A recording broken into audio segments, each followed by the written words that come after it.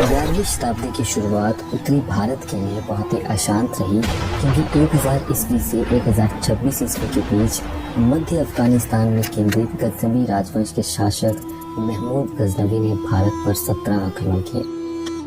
महमूद गजनवी ने लगभग हर साल भारत पर आक्रमण किया और भारत की सीमाओं के शासकों को लूटा। गजनवी के आक्रमणों का मुख्य उद्देश्य था भारत के राजाओं की संपत्ति को लूटना, मूर्ति पूजा को समाप्त करना और इस्लाम धर्म का प्रचार करना। इन उद्देश्यों को पूरा करने के लिए गजनवी ने भारत में स्थित मंदिरों को निशाना बनाया और कहा जाता है कि जब गजनवी ने अपने 17वें आक्रमण में सोमनाथ मंदिर को लूटा तो वह वहां से लगभग 20 लाख दिनार की संपत्ति ले गया था। पर कुछ स्कॉलर्स ये भी मानते हैं कि गजनवी के आक्रमणों का भारत के ऊपर कोई भी प्रभाव नहीं पड़ा, परंतु कुछ प्रत्यक्ष, अप्रत्यक्ष तथा तत्कालीन प्रभाव तो जरूर पड़े थे। जैसे सिंधु घाटी में अनेक तुर्की बस्तियों का निर्माण हो गया था और धीरे धीरे वह भारत के भीतरी भाग में बसने लगे थे, जिन्होंने मोहम्मद गौरी के आक्रमणों के समय उसकी मदद की थी। इसके साथ साथ गजनवी के आक्रमणों से भारत के राजाओं की सैनिक कमजोरी भी स्पष्ट हो गई थी, जिसने मुस्लिम आक्रमणकारियों के लिए भारत का मार्ग खोल दिया। महमूद गजनवी के आक्रमणों का पहाड़ी रियासतों पर भी प्रभाव पड़ा। 1009 ईस्वी में गजनवी ने भारत पर अपना चौथा आक्रमण किया और जब वे राजा आनंद पाल को हराकर वापस गजनी जा रहा था तो उसकी नज़र नगरकोट पर पड़ी, जो कि पंजाब हिल्स की सबसे अमीर रियासतों में से एक थी। उसने नगरकोट के हर एक गांव और कस्बों को बुरी तरह से लूटा और नगरकोट पर अपनी एक मिलिट्री पोस्ट स्थापित करके वापस गजनी चला गया। नगरकोट किले पर गजनवी का कब्जा 1043 ईस्वी तक रहा, जिसे कि दिल्ली के तोमर राजा महिपाल ने समाप्त किया। गजनवी के आक्रमण और उसके द्वारा स्थापित किए गए मिलिट्री पोस्ट से पहाड़ी राज्यों को ज़्यादा नुकसान तो नहीं हुआ, पर इसने भविष्य में आने वाले आक्रमणकारियों से पहाड़ी राज्यों को असुरक्षित जरूर कर दिया।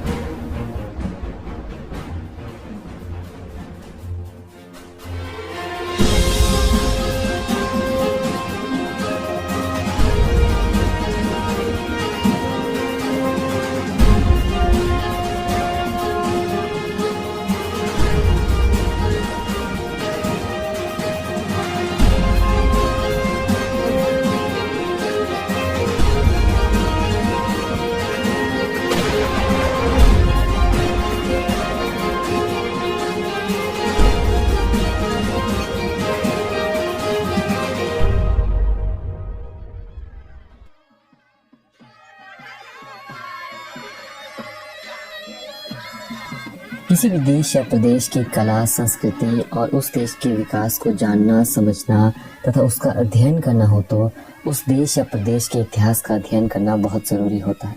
इसी कारण हिमाचल प्रदेश का मध्यकालीन इतिहास कला, भाषा, संस्कृति और धर्म के क्षेत्र में हुए विकास के लिए एक महत्वपूर्ण काल है, जिसे हमारी संस्कृति पर अन्य धर्मों के प्रभाव और राजपूत वंश के उदय से चिन्हित किया जा सकता है।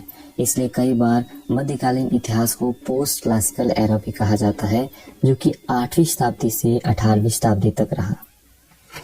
अगर हम हिमाचल प्रदेश के मध्यकालीन इतिहास को भारत के मध्यकालीन इतिहास से अलग करके या जोड़ करके अध्ययन करें तो इसे 3 भागों में बांटा जा सकता है।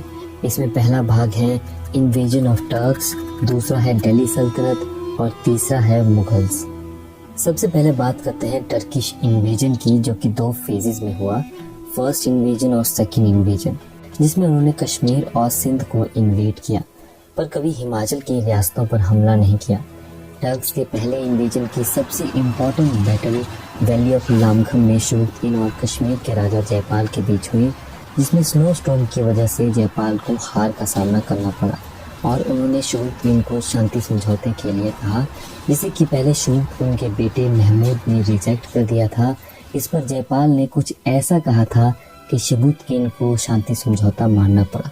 जयपाल ने कहा था, लूट, श्रद्धांजलि, हाथियों और कैदियों को प्राप्त करने की आशा में तुम शांति समझौते से इनकार करते हो तो हमारे पास कोई और विकल्प नहीं है। हम दृढ़ संकल्प लेकर अपने घोड़ों पर चढ़ेंगे, अपनी पूरी संपत्ति को नष्ट करेंगे, अपने हाथियों की आंखों को निकाल फेंकेंगे, बच्चों को आग में जला देंगे और तलवार और भालों से एक दूसरे को मार देंगे और तुम्हारे पास बचा होगा तो सिर्फ पत्थर, मिट्टी, राख और हड्डियाँ। इस संदेश को सुनकर शुरुद्दीन ने जयपाल के साथ शांति समझौता कर लिया पर कुछ ही समय बाद जापान ने शांति समझौता तोड़ दिया था, जो कि टर्क्स के सेकेंड इन्वेजन का कारण बना। टर्क्स के दूसरे इन्वेजन में महमूद गजनवी ने भारत पर 17 आक्रमण किए, जिसकी चपेट में नगरकोट भी आया, जो कि 1009 ईस्वी से 1043 ईस्वी तक टर्क्स के कब्जे में रहा। पर महमूद गजनवी नगरकोट को छोड़कर बाकी पहाड़ी रियासतों पर कब्जा नहीं कर पाया था। इसके बाद मोहम्मद गौरी ने पहाड़ी राज्यों पर कुछ खास ध्यान नहीं दिया और पहाड़ी राज्य लगभग 300 सालों तक बाहरी आक्रमणों से बचे रहे। मध्यकालीन इतिहास का दूसरा भाग है दिल्ली सल्तनत। दिल्ली सल्तनत में स्लेव, खिलजी, सैयद और लोधी डायनेस्टी ने पहाड़ी राज्यों की तरफ ज़्यादा खास ध्यान नहीं दिया, पर तुगलक डायनेस्टी ने पहाड़ी राज्यों पर कब्जा करने की कोशिश जरूर की। इनका पहला निशाना होता था नगरकोट किला। तुगलक डायनेस्टी में सबसे पहले मोहम्मद बिन तुगलक ने नगरकोट पर कब्जा करने की कोशिश की, पर इस घेराबंदी के बारे में कहीं भी कोई भी सबूत नहीं मिलता है। तुगलक डायनेस्टी का अगला राजा था फिरोज शाह तुगलक, जो कि 1351 ईस्वी में राजा बना। फिरोज शाह तुगलक ने 1360 ईस्वी तक पहाड़ी राज्यों पर हमला नहीं किया, पर जब कांगड़ा के राजा रूपचंद ने दिल्ली तक के मैदानी भागों को 1360 ईस्वी में लूटने की कोशिश की, तब 1361 ईस्वी में फिरोज शाह तुगलक ने नगरकोट की घेराबंदी की, जो कि लगभग 6 महीने तक रही। फिर रूपचंद और फिरोज शाह तुगलक के बीच समझौता हुआ और रूपचंद ने फिरोज शाह तुगलक की अधीनता स्वीकार कर ली। इस समझौते के बाद 1365 ईस्वी में फिरोज शाह तुगलक ज्वालामुखी मंदिर गया और 1300 संस्कृत किताबों को फारसी में अनुवाद करने के लिए ले गया। और इन सभी घटनाओं का जिक्र हमें तारीख़ फिरोज शाही और तारीख़ फिरोज फरिश्ता में मिलता है। हिमाचल प्रदेश के मध्यकालीन इतिहास का तीसरा भाग है मुगल्स। भारत में मुगल वंश की स्थापना बाबर ने 1526 ईस्वी में पानीपत के पहले युद्ध में जीत हासिल करने के बाद की थी, और अकबर मुगल्स के पहले राजा थे जिन्होंने पहाड़ी राज्यों पर अपनी अधीनता स्थापित करने के लिए एक अनोखी रणनीति अपनाई थी, जिसमें वे पहाड़ी राजाओं के बच्चों और रिश्तेदारों को बंदी बनाकर रखते थे, ताकि वह उन राज्यों पर नियंत्रण स्थापित कर सके जिन पर उनकी अधिक प्राथमिकता नहीं थी। इस रणनीति का विरोध कांगड़ा के राजा बिधिचंद और नूरपुर के राजा तख्तमल ने किया था, जिसे बीरबल और हुसैन कुली खान ने रोका था, और बाद में वह अकबर के समकालीन बन गए थे। अकबर के समय सबसे खास घटना 1572 ईस्वी में हुई थी, जब अकबर ने टोडरमल को पहाड़ी रियासतों की जमीनों की एक शाही जमींदारी स्थापित करने के लिए नियुक्त किया था, जिसमें कांगड़ा के 66 गांव शामिल थे। और ऐसा माना जाता है कि अकबर ने नगरकोट किले पर कब्जा किया था, पर इसे मॉडर्न स्कॉलर्स ने कोई भी लिखित सबूत ना होने की वजह से कॉन्ट्राडिक्ट किया है। मुगल काल में जहांगीर का समय हिमाचल प्रदेश के इतिहास के संबंध में सबसे महत्वपूर्ण माना जाता है, क्योंकि जहांगीर के समय ही मुगलों ने कांगड़ा पर कब्जा किया था, जो 1615 ईस्वी में शुरू हुआ था और 1620 ईस्वी के आते आते तक कांगड़ा पर मुगलों का कब्जा पूरा हो गया था। 1615 ईस्वी में जहांगीर ने कांगड़ा पर कब्जा करने के लिए राजा सूरजमल और शेख फरीद मुर्तजा खां को भेजा, परंतु दोनों में आपसी मतभेद की वजह से यह असफल रहा। इस आक्रमण का असफल होना जहांगीर के लिए शर्म की बात थी कि वह एक छोटी सी रियासत पर कब्जा नहीं कर पाया। इसलिए 1617 ईस्वी में फिर से सूरजमल और शाह कुली खां मोहम्मद के नेतृत्व में कांगड़ा पर कब्जा करने के लिए सेना भेजी गई। कुछ ही समय में इनके बीच झगड़ा हुआ और रास्ते में सूरजमल और शाह कुली खान में लड़ाई शुरू हो गई और सूरजमल ने मुगलों के विरुद्ध विद्रोह कर दिया। सूरजमल के इस विद्रोह को जगत सिंह ने दबाया और 1620 ईस्वी में कांगड़ा पर कब्जा किया। कांगड़ा किले पर नवाब अली खां के नेतृत्व में मुगलों का कब्जा हुआ, जो कि 1783 ईस्वी तक रहा। जहांगीर के बाद शाहजहां और औरंगजेब ने पहाड़ी राज्यों पर ज्यादा ध्यान नहीं दिया। सिर्फ समय समय के बाद कांगड़ा किले के किलेदार बदलते गए और रियासतें अपने आप मुगलों के समकालीन बनती गई।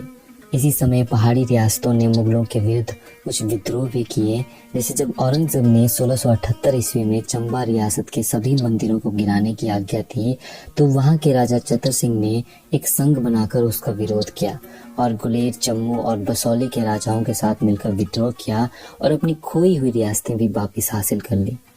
इसके साथ साथ मुगल्स का हिमाचल के आर्किटेक्चर, पेंटिंग्स, क्लोथिंग्स और लैंग्वेजेस पर भी प्रभाव रहा, लेकिन कल्चर पर सिर्फ मुगल्स का नहीं बल्कि 16वीं और 17वीं शताब्दी में सिखों का भी रहा। सिखों के हमेशा से ही पहाड़ी रियासतों के साथ मैत्रीपूर्ण संबंध रहे और कई सिख गुरुओं ने हिमाचल प्रदेश की कई रियासतों में यात्राएं भी की। सिखों के 10वें गुरु गुरु गोविंद सिंह जी पहाड़ी रियासतों के साथ 2 युद्धों के लिए जाने जाते हैं, जिसमें पहला है कहलूर के राजा भीमचंद के साथ बघानी युद्ध और मुगलों के साथ नादौन युद्ध। और इन दोनों युद्धों में उन्हें जीत हासिल हुई, पर मुगलों की तरह सिख भी सिर्फ लोअर हिमाचल पर ही अपना वर्चस्व स्थापित कर पाए। और 18वीं शताब्दी में अंग्रेजों के आगमन के साथ ही आधुनिक भारत और आधुनिक हिमाचल की शुरुआत हुई।